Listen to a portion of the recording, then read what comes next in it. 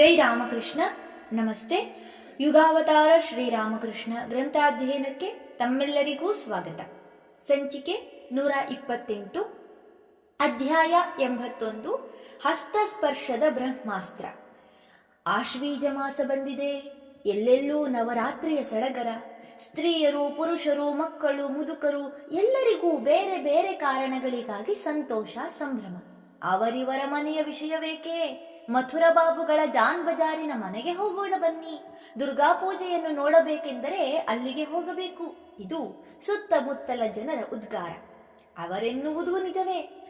ಮಥುರನ ಮನೆಯಲ್ಲಿ ಆನಂದದ ಸಾಗರ ಅದಾಗಲೇ ಭೋರ್ಗರೆಯುತ್ತಿದೆ. ಇದಕ್ಕೆ ಮೂಲ ಕಾರಣ ಅಲ್ಲಿ ಈಗಾಗಲೇ ಕೆಲ ದಿನಗಳಿಂದ ವಾಸವಾಗಿರುವ ಶ್ರೀರಾಮಕೃಷ್ಣರ ಆನಂದಮಯ ಸಾನ್ನಿಧ್ಯ. ತಾಯಿಯ ಹತ್ತಿರ ಬಾಲಕನು ಯಾವ ಬಗೆಯ ಸಂಕೋಚ, ಭೀತಿ, ಮುಜುಗರವೂ ಇಲ್ಲದೆ ಆನಂದೋಲ್ಲಾಸದಿಂದ, ಸಲಿಗೆಯಿಂದ ವರ್ತಿಸುವುದಿಲ್ಲವೇ? ಬಗೆ ಬಗೆಯ ಹಾಸ್ಯ, ವಿಡಂಬನೆ, ನೃತ್ಯಾದಿಗಳಲ್ಲಿ ತೊಡಗಿರುವುದಿಲ್ಲವೇ? ಹಾಗೆಯೇ ಶ್ರೀರಾಮಕೃಷ್ಣರು ಪ್ರತಿಮೆಯಲ್ಲಿ ಜಗನ್ಮಾತೆಯ ಆವಿರ್ಭಾವವನ್ನು ಕಂಡು ಸರ್ವದಾ ಭಾವಾವೇಶ ಭರಿತರಾಗಿ ವರ್ತಿಸುತ್ತಿದ್ದರು. ಆ ಬಗೆಯ ಅಪೂರ್ವ ವರ್ತನೆಯನ್ನು ನೋಡುತ್ತಾ ಪ್ರತಿಮೆಯು ಜೀವಂತ, ಜ್ಯೋತಿರ್ಮಯವಾಗಿ ನಗುತ್ತಿರುವಂತೆ ಕಾಣುತ್ತಿತ್ತು. ತತ್ಪರಿಣಾಮವಾಗಿ ಪೂಜಾ ಸ್ಥಳದ ವಾತಾವರಣವು ಯಾವುದೋ ಒಂದು ಅನಿರ್ವಚನೀಯವಾದ ಸಾತ್ವಿಕ ಭಾವದಿಂದ ತುಂಬಿ ಎಂಥ ಜೋಲು ಮೋರೆಯ ಜಡಭರತನಿಗೂ ಕೂಡ ಅಲ್ಲಿಗೆ ಹೋದೊಡನೆ ಆನಂದಾನುಭವವಾಗುತ್ತಿತ್ತು. ಜಗನ್ಮಾತೆಯ ಸಾನ್ನಿಧ್ಯದಿಂದಾಗಿ ಆ ಕೋಣೆ ಮಾತ್ರವಲ್ಲದೆ ಮನೆಯ ಮೂಲೆ ಮೂಲೆಯೂ ಅಪೂರ್ವ ಕಾಂತಿಯಿಂದ ತುಂಬಿತ್ತು. ಹಾಗಾದದ್ದರಲ್ಲಿ ಆಶ್ಚರ್ಯವೇನಿದೆ? ಮಥುರನ ಶ್ರೀಮಂತಿಕೆ ಹಾಗೂ ರಾಜಸಿಕ ಭಕ್ತಿ ಇವೆರಡರ ಪರಿಣಾಮವಾಗಿ ಪೂಜೆಗೆ ಸಂಬಂಧಿಸಿದ ಯಾವುದೇ ಆಚರಣೆಯಲ್ಲಿ, ಯಾವುದೇ ಆಡಂಬರದಲ್ಲಿ ಕೊರತೆ ಇರಲು ಸಾಧ್ಯವಿರಲಿಲ್ಲ. ಮನೆಯ ಒಳ ಹೊರಗೆಲ್ಲ ತಳಿರು ತೋರಣಗಳು, ಹಾರ ತುರಾಯಿಗಳು, ಬಣ್ಣ ಬಣ್ಣದ ರಂಗವಲ್ಲಿಗಳು, ಇನ್ನು ದುರ್ಗೆಯ ಸುಂದರವಾದ ಬೃಹತ್ ಗಾತ್ರದ ಪ್ರತಿಮೆ, ನಾನಾ ಬಗೆಯ ದಿವ್ಯಾಲಂಕಾರಗಳು, ಧೂಪದೀಪಗಳು, ಸುಗಂಧ ದ್ರವ್ಯಗಳು, ಇತ್ತ ಮನವನ್ನು ಮುದಗೊಳಿಸುವ ಮಂಗಳವಾದ್ಯದ ಮಧುರ ಸಂಗೀತ, ಸಮರ್ಥರಾದ ಪಂಡಿತರಿಂದ ಮಂತ್ರಘೋಷಗಳು, ಕುಶಲರಾದ ಪುರೋಹಿತರಿಂದ ಪೂಜಾ ಕರ್ಮಗಳು, ನೈವೇದ್ಯಕ್ಕೆ ಪರಮಾನ್ನ ಮೃಷ್ಟಾನ್ನಗಳು, ಬ್ರಾಹ್ಮಣರಿಗೂ ಬಡಬಗ್ಗರಿಗೂ ದಾನ ಧರ್ಮಗಳು. ಇನ್ನೊಂದು ಕಡೆಯಿಂದ ಶ್ರೀರಾಮಕೃಷ್ಣರ ಅಲೌಕಿಕವಾದ ದೈವೀ ಭಾವವು ಹೊರಗಿನ ಆ ಎಲ್ಲ ಜಡ ಪದಾರ್ಥಗಳನ್ನು ಸ್ಪರ್ಶಿಸಿ ಅವುಗಳಲ್ಲಿ ಪ್ರಾಣ ಪ್ರತಿಷ್ಠೆ ಮಾಡಿತ್ತು.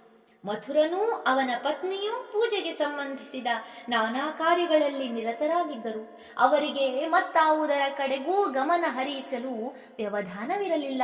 ಹಾಗಿದ್ದರೂ ಅವರೂ ಕೂಡ ಸಮಾರಂಭದ ಭಾವ ಸೌಂದರ್ಯವನ್ನೂ ತಮ್ಮ ಹೃದಯಗಳಲ್ಲಿಯೇ ಅನುಭವಿಸುತ್ತಾ ಅವ್ಯಕ್ತವಾದ ಆನಂದದಿಂದ ತುಂಬಿದ್ದರು. ಸಪ್ತಮಿಯ ದಿನ ಅಪರಾಹ್ನದ ಪೂಜೆ ಮುಗಿಯಿತು. ಮಥುರನೂ ಜಗದಂಬಾದಾಸಿಯೂ ಹೇಗೋ ಸ್ವಲ್ಪ ಸಮಯ ಮಾಡಿಕೊಂಡು ಜಗನ್ಮಾತೆಯ ಹಾಗೂ ಶ್ರೀರಾಮಕೃಷ್ಣರ ಚರಣಾರವಿಂದಗಳಲ್ಲಿ ಪುಷ್ಪಾಂಜಲಿಯನ್ನಿರಿಸಿದರು. ಸಾಯಂಕಾಲವಾಯಿತು. ಈಗ ಜಗನ್ಮಾತೆಗೆ ಸಂಧ್ಯಾರತಿಯಾಗಬೇಕು. ಎಲ್ಲ ಸಿದ್ಧವಾಗಿದೆ. ಆದರೆ ಬಳಿಯಲ್ಲಿ ಶ್ರೀರಾಮಕೃಷ್ಣರೇ ಇಲ್ಲ. ಅವರಿಲ್ಲಿ ಒಳಗೆ ಅಂತಃಪುರದಲ್ಲಿದ್ದಾರೆ. ವಿಶಿಷ್ಟವಾದ ಭಾವದಿಂದ ಆವಿಷ್ಟರಾಗಿ ತಮ್ಮದು ಪುರುಷ ಶರೀರವೆಂಬುದನ್ನೇ ಮರೆತಿದ್ದಾರೆ. ಅವರೀಗ ಮಥುರನು ಕೊಟ್ಟ ಮನೋಹರವಾದ ರೇಷ್ಮೆ ಸೀರೆಯನ್ನುಟ್ಟಿದ್ದಾರೆ. ತಾವು ಜನ್ಮ ಜನ್ಮದಲ್ಲಿಯೂ ಆ ರಾಜರಾಜೇಶ್ವರಿಯ ಸಖಿ, ಆ ಜಗನ್ಮಾತೆಯೇ ತಮ್ಮ ಪ್ರಾಣ, ಮನಸ್ಸು, ಸರ್ವಸ್ವ, ಆಕೆಯ ಸೇವೆಗಾಗಿಯೇ ತಮ್ಮ ದೇಹಧಾರಣೆ, ಅದೇ ತಮ್ಮ ಜೀವನೋದ್ದೇಶ ಎಂದು ಅವರ ನಡೆನುಡಿಗಳೊಂದೊಂದೂ ಪಡಿನುಡಿಯುತ್ತಿವೆ. ಅವರ ಮುಖಮಂಡಲವು ದಿವ್ಯ ಭಾವದಿಂದ ದೇದೀಪ್ಯಮಾನವಾಗಿದೆ. ಅವರ ಮಂದಹಾಸ, ಕಣ್ಣಿನ ನೋಟ, ಕೈಕಾಲ್ಗಳ ಚಲನೆ, ವಿವಿಧ ಅಂಗಭಂಗಿ ಎಲ್ಲವೂ ಸ್ತ್ರೀಯರಂತೆಯೇ. ಅವರನ್ನು ಪುರುಷರೆಂದು ಯಾರು ತಾನೇ ಹೇಳಬಲ್ಲರು? ಆರತಿಗೆ ಸಮಯವಾಯಿತೆಂದು ಹೇಳಲು ಜಗದಂಬಾದಾಸಿ ಓಡಿ ಬಂದಳು. ನೋಡಿದರೆ ಶ್ರೀರಾಮಕೃಷ್ಣರು ಈ ಭಾವಸ್ಥಿತಿಯಲ್ಲಿದ್ದಾರೆ. ಕರೆದರೆ ಓಗೊಡಲೂ ಅವರಿಂದ ಸಾಧ್ಯವಾಗುತ್ತಿಲ್ಲ. ಈಗೇನು ಮಾಡುವುದು?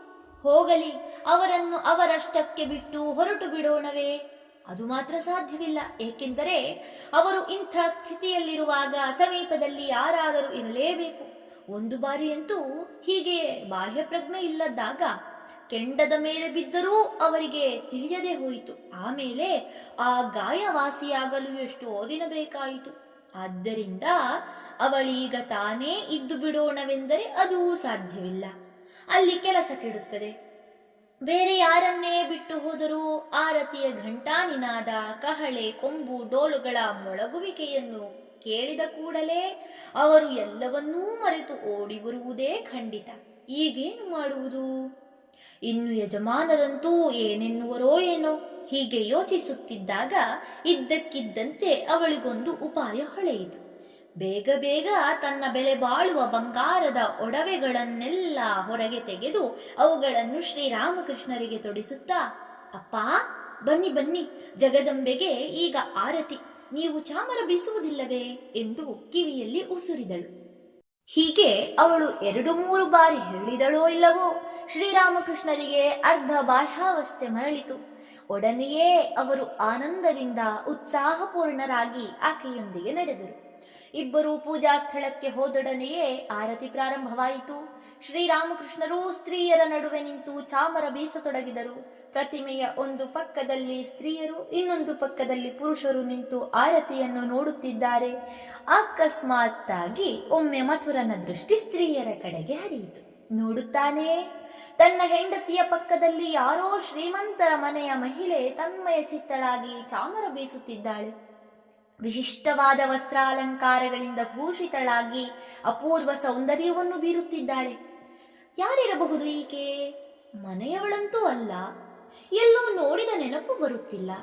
ಮತ್ತೆ ಮತ್ತೆ ನೋಡಿದರೂ ಆಕೆ ಯಾರೆಂದು ತಿಳಿಯಲೇ ಇಲ್ಲ. ಕಡೆಗೆ ತನ್ನ ಹೆಂಡತಿಯ ಪರಿಚಯ ಸ್ಥಳಾದ ಯಾರೋ ಒಬ್ಬಾಕೆ ಆಹ್ವಾನಿತಳಾಗಿ ಬಂದಿರಬೇಕೆಂದು ಊಹಿಸಿ ಸುಮ್ಮನಾದ. ಆರತಿ ಮುಗಿಯಿತು. ಎಲ್ಲರೂ ದುರ್ಗೆಗೆ ಪ್ರಣಾಮ ಸಲ್ಲಿಸಿ ತಮ್ಮ ಕಾರ್ಯಗಳಿಗೆ ಮರಳಿದ್ದರು. ಶ್ರೀರಾಮಕೃಷ್ಣರು ಅದೇ ಭಾವಾವಸ್ಥೆಯಲ್ಲಿ ಮಥುರನ ಹೆಂಡತಿಯೊಡನೆ ಒಳನಡೆದರು. ಕ್ರಮೇಣ ಸಂಪೂರ್ಣ ಸಹಜ ಸ್ಥಿತಿಗೆ ಬಂದರು. ಅಲಂಕಾರಾದಿಗಳನ್ನು ತೆಗೆದಿಟ್ಟು ಹೊರಕ್ಕೆ ಬಂದು ಪುರುಷರೊಡನೆ ಕುಳಿತರು. ಸಹಜವಾಗಿಯೇ ಆಧ್ಯಾತ್ಮಿಕ ವಿಷಯಗಳ ಕುರಿತಾದ ಮಾತುಕತೆ ಪ್ರಾರಂಭವಾಯಿತು. ಶ್ರೀರಾಮಕೃಷ್ಣರು ಸುಂದರವಾದ ದೃಷ್ಟಾಂತಗಳ ಮೂಲಕ ಕ್ಲಿಷ್ಟ ವಿಚಾರಗಳನ್ನು ಸುಲಭ ಗ್ರಾಹ್ಯವಾಗುವಂತೆ ತಿಳಿಸಿಕೊಡುತ್ತಾ ಅವರೆಲ್ಲರನ್ನೂ ರಂಜಿಸಿದರು. ಸ್ವಲ್ಪ ಹೊತ್ತಿನ ಮೇಲೆ ಮಥುರ ಯಾವುದೋ ಕಾರಣಕ್ಕಾಗಿ ಒಳಗೆ ಹೋದ. ಆಗ ಏನೋ ನೆನಪಿಗೆ ಬಂದು ಹೆಂಡತಿಯನ್ನು ಕೇಳಿದ, ಅದು ಸರಿ, ಆಗ ಆರತಿಯ ಸಮಯದಲ್ಲಿ ನಿನ್ನ ಪಕ್ಕ ನಿಂತಿದ್ದರಲ್ಲ, ಆಕೆ ಯಾರು? ಯಾರು? ಚಾಮರ ಬೀಸುತ್ತಿದ್ದರಲ್ಲ ಅವರೇ? ಹೌದು ಹೌದು, ಯಾರಾಕೆ? ಎಂದೂ ನೋಡಿದಂತಿಲ್ಲವಲ್ಲ. ಏನು, ಅವರನ್ನು ನೋಡಿಲ್ಲವೇ? ಚೆನ್ನಾಯಿತು ಎಂದು ಜಗದಂಬ ನಗತೊಡಗಿದಳು. ಮಥುರನಿಗೆ ಆಶ್ಚರ್ಯ. ನಾನು ನೋಡಿದ್ದೇನೆಯೇ, ನೆನಪಿಗೆ ಬರುತ್ತಿಲ್ಲವಲ್ಲ. ಆಕೆ ಮತ್ತಷ್ಟು ನಕ್ಕಳು. ಅಯ್ಯೋ, ಅವರು ಠಾಕೂರರಲ್ಲವೇ? ಮಥುರ ಬೆಚ್ಚಿ ಬಿದ್ದು ಕೇಳಿದ. ಏನು, ತಂದೆಯವರೇ? ಶ್ರೀರಾಮಕೃಷ್ಣರೇ ಅದು? ಮತ್ತೆ ಯಾರೆಂದುಕೊಂಡಿರಿ? ಭಾವಾವೇಶದಿಂದ ಚಾಮರ ಬೀಸುತ್ತಿದ್ದರು. ನೀವು ಗುರುತಿಸದೇ ಇದ್ದಿರಲೂಬಹುದೆನ್ನಿ. ಅವರು ಹೆಂಗಸರಂತೆ ಉಡಿಗೆ ತೊಡಿಗೆಗಳನ್ನು ಧರಿಸಿದರೆ ಗುರುತು ಹಿಡಿಯುವುದು ಕಷ್ಟವೇ? ಹೀಗೆನ್ನುತ್ತಾ ಆಕೆ ಅಂದು ನಡೆದ ಘಟನೆಯನ್ನು ವಿವರವಾಗಿ ಬಣ್ಣಿಸಿದಳು. ಅದನ್ನು ಕೇಳಿ ಮಥುರ ತನ್ನೊಳಗೆ ಹೇಳಿಕೊಂಡ, ನಿಜ, ಠಾಕೂರರು ತಾವಾಗಿ ಕೃಪೆ ಮಾಡಿ ತಿಳಿಸದಿದ್ದರೆ ಸಾಮಾನ್ಯ ಸನ್ನಿವೇಶದಲ್ಲಿ ಕೂಡ ಅವರನ್ನು ಗುರುತಿಸುವುದು ಯಾರಿಂದ ಸಾಧ್ಯವಾದೀತು? 24 ಗಂಟೆ ನೋಡಿಯೂ ಅವರೊಡನೆ ವಾಸ ಮಾಡಿಯೂ ಇವತ್ತು ನನಗವರನ್ನು ಗುರುತಿಸಲು ಸಾಧ್ಯವಾಗಲಿಲ್ಲವಲ್ಲ. ಸಪ್ತಮಿ, ಅಷ್ಟಮಿ, ನವಮಿ ಈ 3 ದಿನಗಳು ಪರಮಾನಂದದಿಂದ ಕಳೆದು ಹೋದವು. ಆದರೆ ಎಷ್ಟು ದಿನಗಳು ಕಳೆದು ಹೋದವೋ, ಇನ್ನೆಷ್ಟು ದಿನಗಳು ಬಾಕಿ ಇವೆಯೋ ಎಂಬುದರ ಪರಿವೆ ಯಾರಿಗಿದೆ? ಅಂತೂ ಬಂದೇ ಬಿಟ್ಟಿತು ವಿಜಯದಶಮಿ, ದುರ್ಗೋತ್ಸವದ ಕಡೆಯ ದಿನ. ಬೆಳಗಿನಿಂದಲೇ ಪೂಜಾದಿಗಳು ಪ್ರಾರಂಭವಾಗಿವೆ. ಪುರೋಹಿತರು ಅವಸರವಾಗಿ ಜಗನ್ಮಾತೆಯ ಸಂಕ್ಷೇಪ ಪೂಜೆಯನ್ನು ಮುಗಿಸುತ್ತಿದ್ದಾರೆ. ಏಕೆಂದರೆ ನಿಯಮಿತ ಘಳಿಗೆಯೊಳಗಾಗಿ ದರ್ಪಣ ವಿಸರ್ಜನೆಯನ್ನು ಮಾಡಿಬಿಡಬೇಕು. ಪ್ರತಿಮೆಯ ಮುಂದೆ ನೀರು ತುಂಬಿದ ಮಡಕೆಯೊಂದನ್ನು ಇರಿಸುತ್ತಾರೆ. ಅದರಲ್ಲಿ ಬೀಳುವ ದೇವಿಯ ಪ್ರತಿಬಿಂಬವನ್ನು ಕಾಣಲಾಗುವಂತೆ ಅದರ ಮೇಲೊಂದು ಕನ್ನಡಿ ಅಂದ್ರೆ ದರ್ಪಣ ಇರುತ್ತದೆ. ಈ ಕನ್ನಡಿಯನ್ನು ಪೂಜಾಂತ್ಯದಲ್ಲಿ ಮಡಿಕೆಯ ನೀರಿನೊಳಗೆ ಹಾಕುತ್ತಾರೆ. ಇದೇ ದರ್ಪಣ ವಿಸರ್ಜನೆ. ಸಂಜೆ ಕಳೆಯುತ್ತಲೇ ಪ್ರತಿಮಾ ವಿಸರ್ಜನೆ. ಅಂದರೆ ದಕ್ಷಿಣ ಭಾರತದಲ್ಲಿ ವಿನಾಯಕ ಚತುರ್ಥಿಯೊಂದು ವಿನಾಯಕನ ಪ್ರತಿಮೆಯನ್ನು ಪೂಜಿಸಿ ವಿಸರ್ಜಿಸುವಂತೆ. ಮನೆ ಮಂದಿಯ ಮನದಲ್ಲೆಲ್ಲ ಏನೋ ಒಂದು ಬಗೆಯ ವಿಷಾದ, ಪ್ರಿಯ ವಸ್ತುವೊಂದನ್ನು ಕಳೆದುಕೊಳ್ಳುತ್ತಿರುವಂತಹ ಸಂಕಟ. ಆದರೆ ಅದನ್ನು ಬಾಯಿಂದ ಹೇಳಲಾಗದು. ಹೇಳುವುದಾದರೆ ಯಾರೊಡನೆ? ಎಲ್ಲರ ಮುಖದಲ್ಲೂ ಒಂದು ಬೇಸರದ ಗೆರೆ ಕಾಣುತ್ತಿದೆ. ಇನ್ನು ಜಗದಂಬಾ ದಾಸಿಯ ವಿಷಯವನ್ನಂತೂ ಹೇಳಬೇಕಾಗಿಯೇ ಇಲ್ಲ. ಬೆಳಗಿನಿಂದಲೂ ಆಕೆ ಅತ್ತಿಂದಿತ್ತ ಓಡಾಡುತ್ತಲೇ, ಕೆಲಸಗಳನ್ನು ಮಾಡುತ್ತಲೇ, ಆಗಾಗ ಯಾರಿಗೂ ಕಾಣದಂತೆ ಸೆರಗಿನ ತುದಿಯಿಂದ ಕಣ್ಣೊರೆಸಿಕೊಳ್ಳುತ್ತಿದ್ದಾಳೆ. ಈ ನಡುವೆ ಮಥುರನ ಸ್ಥಿತಿ ಅವನಿಗಿನ್ನೂ ಅರಿವಿಗೆ ಬಂದಿಲ್ಲ. ಇಂದು ವಿಜಯದಶಮಿ, ಪ್ರತಿಮಾ ವಿಸರ್ಜನೆಯಾಗಬೇಕು ಎಂದು. ಹೊರಕೋಣೆಯಲ್ಲಿ ಈಗಲೂ ಆನಂದದಿಂದ ಉತ್ಸಾಹಭರಿತನಾಗಿಯೇ ಇದ್ದಾನೆ. ಜಗನ್ಮಾತೆ ಮನೆಗೆ ಬಂದು ನೆಲೆಸಿದ್ದಾಳೆ. ಠಾಕೂರರ ದಿವ್ಯ ಸಾನ್ನಿಧ್ಯ ದೊರಕಿದೆ, ಇನ್ನೇನಾಗಬೇಕು ಎಂದು ಭಾವಿಸುತ್ತಾ ಆತ್ಮವಿಸ್ಮೃತಿ ಹೊಂದಿ ಭಾವನಾಲೋಕದಲ್ಲಿ ವಿಹರಿಸುತ್ತಿದ್ದಾನೆ. ಎಲ್ಲಿ ಏನಾಗುತ್ತಿದೆ ಎಂಬುದೇ ಗೊತ್ತಾಗುತ್ತಿಲ್ಲ ಅವನಿಗೆ. ಗೊತ್ತಾಗಿ ಆಗಬೇಕಾದದ್ದಾದರೂ ಏನು? ದುರ್ಗಾದೇವಿಯೂ ಶ್ರೀರಾಮಕೃಷ್ಣರು ಹೀಗೆ ಶಾಶ್ವತವಾಗಿ ಇಲ್ಲಿಯೇ ಇದ್ದು ಬಿಡುತ್ತಾರೆ ಎಂಬುದು ಅವನ ನಂಬಿಕೆ. ಅಷ್ಟರಲ್ಲೇ ಪುರೋಹಿತರ ಕಡೆಯಿಂದ ಯಾರೋ ಬಂದು ಸುದ್ದಿ ತಲುಪಿಸಿದರು. ಈಗ ಪ್ರತಿಮೆಯ ವಿಸರ್ಜನವಾಗುತ್ತಿದೆ, ಬಾಬುಗಳು ಬಂದು ಪ್ರಣಾಮ ಸಲ್ಲಿಸಿ ಹೋಗಬಹುದೆಂದು ಪುರೋಹಿತರು ಹೇಳುತ್ತಿದ್ದಾರೆ. ಮಥುರನಿಗೆ ಈ ವಿಷಯ ಮೊದಲು ತಲೆಗೆ ಹೋಗಲಿಲ್ಲ. ಪುನಃ ಯಾರನ್ನೋ ಕೇಳಿದಾಗ ಅಂದು ವಿಜಯದಶಮಿ ಎಂಬುದು ಜ್ಞಾಪಕಕ್ಕೆ ಬಂದಿತು. ಆಗ ಅವನಿಗೆ ಸಿಡಿಲು ಹೊಡೆದಂತೆ ಆಘಾತವಾಯಿತು. ಶೋಕತಪ್ತನಾಗಿ ಭಾವಿಸತೊಡಗಿದ. ಜಗನ್ಮಾತೆಯ ವಿಸರ್ಜನೆಯನ್ನು ಏಕೆ ಮಾಡಬೇಕು? ನನಗಾದರೂ ಜಗನ್ಮಾತೆಯ ಮತ್ತು ಠಾಕೂರರ ಕೃಪೆಯಿಂದ ಯಾವುದಕ್ಕೂ ಕೊರತೆ ಇಲ್ಲ ಅಂತಿರುವಾಗ ಈ ಪೂಜೆ ಹೀಗೆಯೇ ಮುಂದುವರಿಯಬಾರದೇಕೆ?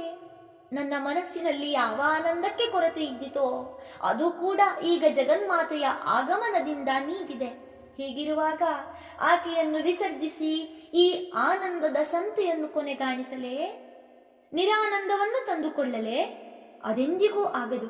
ಛೇ, ಜಗನ್ಮಾತೆಯ ವಿಸರ್ಜನೆಯೇ? ಆ ಯೋಚನೆಯನ್ನೇ ನನ್ನಿಂದ ತಡೆಯಲಾಗದು. ಹೀಗೆ ಸಾಗಿತ್ತು ಮಥುರನ ಭಾವಧಾರೆ. ಇತ್ತ ಹೊತ್ತು ಮೀರಿ ಹೋಗುತ್ತಿದೆ. ಬಾಬುಗಳು ಒಂದು ಬಾರಿ ಬಂದು ನಿಂತುಕೊಳ್ಳಲಿ ಸಾಕು, ವಿಸರ್ಜನೆ ಮಾಡಿಬಿಡೋಣ ಎಂದು ಪುರೋಹಿತರು ಹೇಳಿ ಹೇಳಿ ಕಳುಹಿಸುತ್ತಿದ್ದಾರೆ.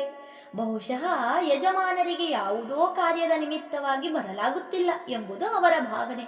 ಆದರೆ ಒಬ್ಬೊಬ್ಬರು ಬಂದು ಹೇಳಿದಾಗಲೂ ಮಥುರನಿಗೆ ಸಿಟ್ಟೇರುತ್ತಿದೆ. ಆದರೆ ಏನೂ ಮಾತನಾಡದೆ ಕಂಬನಿದುಂಬಿ ಶತಪಥ ಹಾಕುತ್ತಿದ್ದಾನೆ. ಕೊನೆಗೆ ಒಬ್ಬ ಸೇವಕ ಬಂದು ನೆನಪಿಸಿದಾಗ ಕ್ರುದ್ಧನಾಗಿ ಗರ್ಜಿಸಿದ, ಏಯ್, ಹೋಗ ಕಡೆ! ಜಗನ್ಮಾತೆಯ ಪ್ರತಿಮೆಯನ್ನು ವಿಸರ್ಜನೆ ಮಾಡಲು ನಾನು ಬಿಡಲಾರೆ.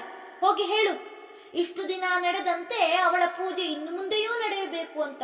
ಹೌದು, ಪ್ರತಿದಿನವೂ ಹೀಗೆಯೇ ನಡೆಯುತ್ತದೆ.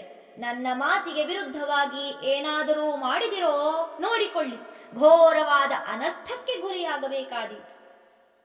ಕಡೆಗೆ ರಕ್ತಪಾತವೂ ಆದೀತು. ಹುಷಾರ್, ಹೊರಡಿಲಿಂದ. ಧಣಿಗಳ ವಿಚಿತ್ರ ವರ್ತನೆಯನ್ನು ಕಂಡ ಸೇವಕ ಕೂಡಲೇ ಕಾಲಿಗೆ ಬುದ್ಧಿ ಹೇಳಿದ. ಓಡಿ ಹೋಗಿ ಪುರೋಹಿತರ ಬಳಿ ನಡೆದುದನ್ನೆಲ್ಲ ವಿವರಿಸಿದ. ಇದೇನಪ್ಪ ಇದು ಎನ್ನುತ್ತಾ ಅಲ್ಲಿದ್ದವರೆಲ್ಲ ಮುಖ ಮುಖ ನೋಡಿಕೊಂಡರು. ಈಗೇನು ಮಾಡುವುದು ಸಮಾಲೋಚಿಸಿದರು. ಮನೆ ಮಂದಿಯಲ್ಲಿ ಯಾರ್ಯಾರನ್ನು ಮಥುರ ವಿಶೇಷ ಗೌರವದಿಂದ ಕಾಣುತ್ತಿದ್ದನೋ ಅವರೆಲ್ಲ ಒಟ್ಟಿಗೆ ಹೋಗಿ ಆತನ ಮನವೊಲಿಸಬೇಕು ಎಂದು ತೀರ್ಮಾನವಾಯಿತು. ಸರಿ, ಎಲ್ಲರೂ ಹೋಗಿ ಮಥುರನಿಗೆ ಎಷ್ಟೆಷ್ಟೋ ಬಗೆಯಿಂದ ಹೇಳಿದರು. ಪ್ರತಿಮೆಯನ್ನು ವಿಸರ್ಜಿಸದೇ ಇರಬಾರದು, ಅದು ಶಾಸ್ತ್ರ ವಿರುದ್ಧ, ಸಂಪ್ರದಾಯ ವಿರುದ್ಧ ಎಂದರು. ಆದರೆ ಮಥುರನದು ಒಂದೇ ಹಠ. ನಾನು ಇನ್ನು ಮೇಲೆ ಜಗನ್ಮಾತೆಯ ಪೂಜೆಯನ್ನು ಪ್ರತಿದಿನವೂ ಮಾಡುತ್ತೇನೆ. ಬೇರೆಯವರು ಏನು ಬೇಕಾದರೂ ಮಾಡಿಕೊಳ್ಳಲಿ, ಆ ಸುದ್ದಿ ನನಗೇಕೆ? ಆಕೆಯ ಕೃಪೆಯಿಂದ ನನಗಂತೂ ಯಾವುದಕ್ಕೂ ಬರಗಾಲವಿಲ್ಲ. ಪ್ರತಿದಿನವೂ ಪೂಜೆ ಮಾಡುವ ಶಕ್ತಿ ನನಗಿದೆ. ಹಾಗಿರುವಾಗ ವಿಸರ್ಜಿಸು ವಿಸರ್ಜಿಸು ಎಂದೇಕೆ ಹೇಳುತ್ತೀರಿ?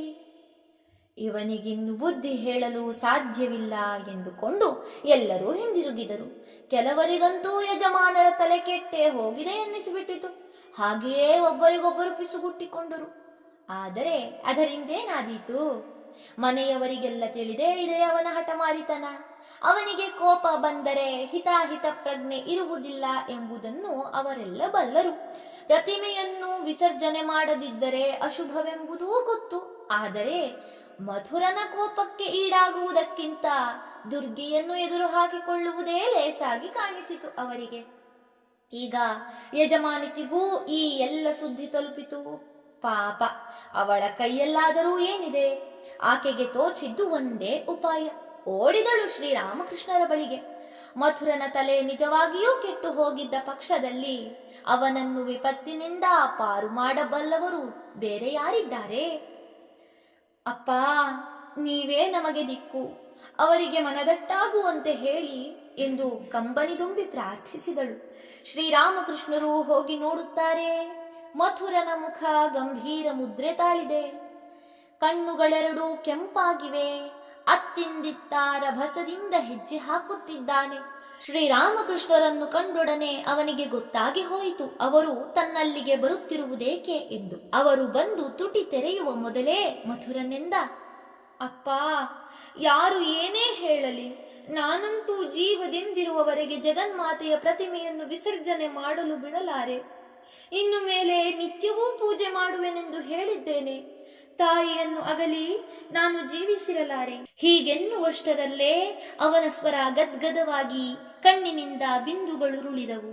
ಶ್ರೀರಾಮಕೃಷ್ಣರು ಅವನ ಎದೆಯನ್ನು ನೇವರಿಸುತ್ತಾ ಮೃದುವಾಗಿ ನುಡಿದರು, ಓಹೋ, ತಿಳಿಯಿತು. ಇಷ್ಟೇ ತಾನೇ ನಿನ್ನ ಭಯ? ಶ್ರೀರಾಮಕೃಷ್ಣರ ಸ್ಪರ್ಶವಾದೊಡನೆ ಅಫೀಮು ತಿಂದ ಸಿಂಹದಂತಾದ ಮಥುರ.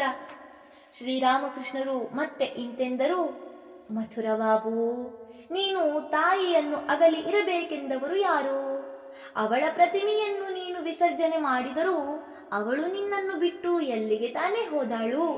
ತಾಯಿಗಾದರೂ ತನ್ನ ಶಿಶುವನ್ನು ಬಿಟ್ಟಿರಲು ಸಾಧ್ಯವೇ? ಅವಳ ಮನ ಒಪ್ಪುತ್ತದೆಯೇ? ಹಾಗಾದರೆ ಹೌದು, ಅವಳು ನಿನ್ನೊಂದಿಗೇ ಇರುತ್ತಾಳೆ. ನೋಡು, ಈ 3 ದಿನ ಆಕೆ ಹೊರಗೆ ಪೂಜಾ ಮಂಟಪದಲ್ಲಿ ಕುಳಿತು ನಿನ್ನ ಪೂಜೆಯನ್ನು ಸ್ವೀಕರಿಸಿದಳು.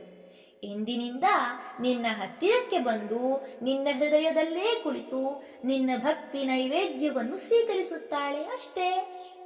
ಶ್ರೀರಾಮಕೃಷ್ಣರ ಮಾತಿನೊಂದಿಗೆ ಸ್ಪರ್ಶದಲ್ಲೂ ಅದೆಂಥ ಮೋಹಿನಿ ಶಕ್ತಿ! ಅವರ ಹಸ್ತ ಸ್ಪರ್ಶವೇ ಅವರ ಬ್ರಹ್ಮಾಸ್ತ್ರ. ಅದಕ್ಕೆ ಯಾವುದೂ ಎದುರಿಲ್ಲ. ಯಥಾರ್ಥ ಸತ್ಯವನ್ನು ಕಂಡುಕೊಳ್ಳುವ ಮಾರ್ಗದಲ್ಲಿ ಯಾರ್ಯಾರಿಗೆ ಏನೇನು ಪ್ರತಿಬಂಧಕಗಳಿರುವವೋ ಅವುಗಳನ್ನೆಲ್ಲ ಅವರು ತಮ್ಮ ಸ್ಪರ್ಶ ಮಾತ್ರದಿಂದ ನಿವಾರಿಸಿ ಬಿಡಬಲ್ಲವರಾಗಿದ್ದರು. ಇದನ್ನು ಈಗ ಮಥುರನ ಮೇಲೆ ಪ್ರಯೋಗ ಮಾಡಿಬಿಟ್ಟರು. ಅದರ ಪರಿಣಾಮವಾಗಿ ಅವನ ಸ್ವಂತ ಬುದ್ಧಿಗೆ ತೋಚದಿದ್ದ 10 ಜನ ಹಿರಿಯರಿಂದಲೂ ತಿಳಿಸಿಕೊಡಲಾಗದಿದ್ದ ವಿಷಯವೊಂದು ಅವರ ಮುಟ್ಟುವಿಕೆಯಿಂದಲೇ ಅವನ ಅರಿವಿಗೆ ಬಂದಿತು. ಅವನು ತನ್ನ ಹೃದಯ ಕಂದರದಲ್ಲಿ ಜಗನ್ಮಾತೆ ಉಜ್ವಲ ಪ್ರಕಾಶದಿಂದ ಕಂಗೊಳಿಸುತ್ತಿರುವುದನ್ನು ಸಾಕ್ಷಾತ್ತಾಗಿ ಅನುಭವಿಸಿದ. ಅವನ ಆನಂದ ನೂರ್ಮಡಿಗೊಂಡಿತು. ಅಂತರಂಗದ ಆನಂದದ ಮುಂದೆ ಬಹಿರಂಗದ ಪ್ರತಿಮೆ ಅವನಿಗಿನ್ನು ಬೇಕೆನಿಸಲಿಲ್ಲ. ಪ್ರತಿಮಾ ವಿಸರ್ಜನೆಯ ಕಾರ್ಯ ಸಾಂಗವಾಗಿ ನೆರವೇರಿತು. ಬಳಿಕ ಯಾವ ಮಡಕೆಯಲ್ಲಿ ದರ್ಪಣ ವಿಸರ್ಜನೆ ನಡೆದಿದ್ದಿತೋ ಅದರಲ್ಲಿನ ನೀರನ್ನು, ಅಂದರೆ ಶಾಂತಿ ಜಲವನ್ನು ಎಲ್ಲರೂ ಸೇಚನ ಮಾಡಿಕೊಂಡರು. ಈಗ ಚಿಕ್ಕವರು ದೊಡ್ಡವರಿಗೆ ನಮಸ್ಕಾರ ಮಾಡಿದರು. ಪ್ರತಿಯಾಗಿ ದೊಡ್ಡವರು ಚಿಕ್ಕವರನ್ನು ಹರಸಿ ಆಲಿಂಗಿಸಿದರು. ಸಾಮಾನ್ಯ ಸ್ಕಂಧರು ಪರಸ್ಪರ ಆಲಿಂಗಿಸಿಕೊಂಡರು. ಇದಕ್ಕೆ ಬಂಗಾಳಿಯಲ್ಲಿ ಕೊಲಾಕುಲಿ ಎನ್ನುತ್ತಾರೆ. ಇದು ಆನಂದದ ಅಭಿವ್ಯಕ್ತಿ.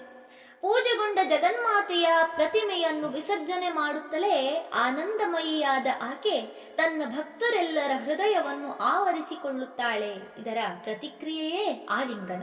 ಧನ್ಯವಾದಗಳು. ಇಂದಿಗೆ ಅಧ್ಯಾಯ 81 ಸಂಪೂರ್ಣವಾಯಿತು. ಮುಂದಿನ ಸಂಚಿಕೆಯಲ್ಲಿ ಹೊಸ ಅಧ್ಯಾಯವನ್ನ ಪ್ರಾರಂಭಿಸೋಣ. ಓಂ ಶಾಂತಿ ಶಾಂತಿ ಶಾಂತಿ. ಹರಿ ಓಂ ತತ್ಸತ್. ಶ್ರೀರಾಮಕೃಷ್ಣಾರ್ಪಣಮಸ್ತು. ಸರ್ವೇ ಜನ ಸುಖಿನೋ ಭವಂತು. ಜೈ ಶ್ರೀಮಾತಾ.